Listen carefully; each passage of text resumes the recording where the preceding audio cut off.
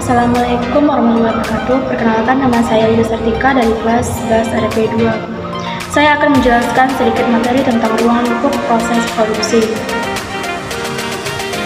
Ruang lingkup proses produksi. Yang pertama, menurut ruang lingkup menurut para ahli.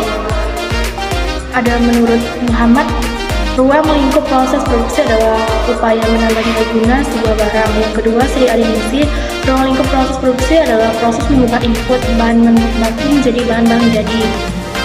Tujuan proses produksi. Yang pertama, menyediakan produk yang berkualitas. Yang kedua, meningkatkan keuntungan perusahaan. Yang ketiga, menghasilkan produk yang mutakhir. Yang keempat, memenuhi permintaan pasar. Yang kelima, mempertahankan kontinuitas perusahaan. Manfaatnya adalah yang pertama, proses lebih efektif dan efisien. Yang kedua, mengolah bahan baku yang tepat. Yang ketiga, menghasilkan produksi permintaan pasar. Yang keempat, memberikan nilai tambah. Yang kelima, memberikan peluang ekonomi. Adapun faktornya, faktor proses produksi yaitu yang pertama, sumber daya fisik atau material. Sebagai sumber daya fisik merujuk pada barang mentah yang digunakan oleh suatu bisnis dalam produksi produk baru. Bisnis yang berbeda membutuhkan jumlah material yang berbeda dengan produksi. Yang kedua, sumber daya manusia atau tenaga kerja adalah sumber daya manusia yang memiliki potensi kemampuan yang tepat guna berpribadi dalam kategori tertentu untuk bekerja dan berperan serta pembangunan sehingga berhasil guna bagi dirinya sendiri dan masyarakat. Yang ketiga, sumber daya modal adalah sumber daya buatan manusia yang membantu produksi barang atau jasa. Adapun yang pertama, modal investasi adalah dana awal yang dibutuhkan untuk memulai investasi dana.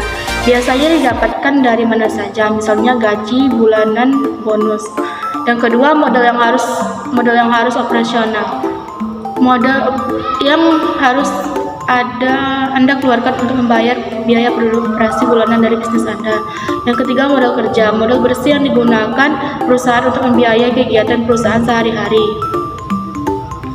Contohnya yang pertama, modal investasi, modal awal atau modal utama untuk jangka panjang seperti untuk membeli aktiva, tetap, tanah bangunan, mesin, peralatan. Yang kedua, modal operasional, pembayaran gaji pegawai, pulsa telepon bulanan, PLN, air, bahkan retribusi.